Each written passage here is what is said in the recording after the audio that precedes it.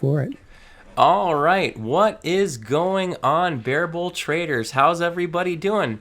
Good to see everyone out there in YouTube land. I had the privilege today of trading with my favorite trading buddy, the Prophet of Profit, and we dialed in on AMD today and had some really solid trades that we wanted to talk to you a little bit about. I think we both made a little money short. Brian made some additional money long, and we had a really good time. Yeah. Yeah, man. So how are you doing? Let's start with Oh, yours. great. Another good trading week overall. So, and AMD's been the stock that just keeps on giving. Um, it's been a great trading stock over the last week. Seems like every day we're on this. So, Yeah, absolutely, man. yeah. So I know when I started looking at AMD, it really didn't have a lot of tickers that I was like really excited about.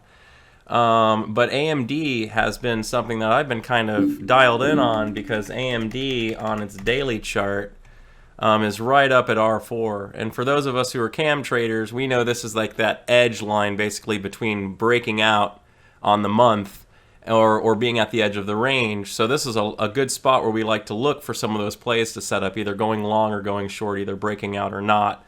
And we're teetering right on the edge of that, which is why I'm shorting up here. Or I was looking for a short because we were also opening up, and you can see here earlier, we were opening up here. Let me zoom this better. We opened up kind of in this selling range under R3. So when I like to trade, I like to pair my chart. So if my daily range is in a selling range, then I like to look for a selling range on my intradaily chart, and then I'll trade that. And Brian and I both use this program called Bookmap. So, and what we could kind of see this morning is we had some large sellers up to the top side here, and we ran those. But then when we tried to push for the next one, we started to struggle, and we really started having trouble with moving up. Hold on, this is ES. Let me get AMD's Bookmap up. Yeah, mine should be up. If you don't see my screen in the BBT room, look up to the top. There's two tabs, one for Brian, one says Thorcast. Click on that and you'll see it. So you can see here, this is the AMD's Bookmap. You can see here we went into these orders and we just really struggled and couldn't get through them. So after that, I went short here because we couldn't manage to go through, and we were right at the edge of the selling range and caught this beautiful fade to the downside. And Brian got a little bit of that. And then Brian, I know you said a little bit later, once we crossed back over VWAP, you ended up getting long and playing right back up to that same level, which is pretty ingenious. Yeah, that was like a VWAP breakout. So yeah, right around 10:30, it came back up, pushed through the VWAP, came in a little pullback, retested it from the top side, and then we were off to the races as soon as it started to break out there after that retest. Yeah, I got long 165, and then yeah, right through 166 and then 167. But you could tell with Bookmap there were a lot of asks to the upside. So it kind of gave you a pretty good picture of what was going on and where the stock price was going. Yeah, you could definitely see that they were starting to tear in here nicely. And look at all this nice buying here. We're right under that same order again, and we were struggling there, which is why I actually tried to get short again. But I might nullify this one if it doesn't work, because you'll see my first trade worked out just gorgeously. Short, new 1 minute high here, got dropped. This first partial was about 4-1, and then I held more down, and I actually got a nice add on it and managed to drop this thing down. And then I went out when we crossed the 50 EMA, because it seemed like we were trending that average. So once we crossed it, I went out. And then, like I said, Brian, once it held here, he got long back at VWAP. And then we came back to the top again. We held, so I went ahead and shorted. Again, got about 3R and took half off, stopped, held here, reshorted, and my stop is 167.54. So if it goes up through 167.54, which will be going through this seller, if we manage to go through this seller, then I'll let it stop me out, and I'll call it a day on the loser. So right now I'm short here, and I'm actually using this seller as a wall to hide behind. But if we do like a UTAT or a squeeze, I might get taken out on this one. But so far, we haven't been able to claim that seller as of yet. So we'll see if if I do a good job here. My 2-to-1, obviously, I ran a little wider, so I'm going to need to get somewhere closer to the open price for profit on this one. But we're still holding on this one, and we'll see how we're doing, although we're buying in. But look, you can see kind of how we held this seller to the top side. We came into them and actually held them, but they are doing a lot of buying. So I have a bad feeling they might be coming to get me on this one, Brian.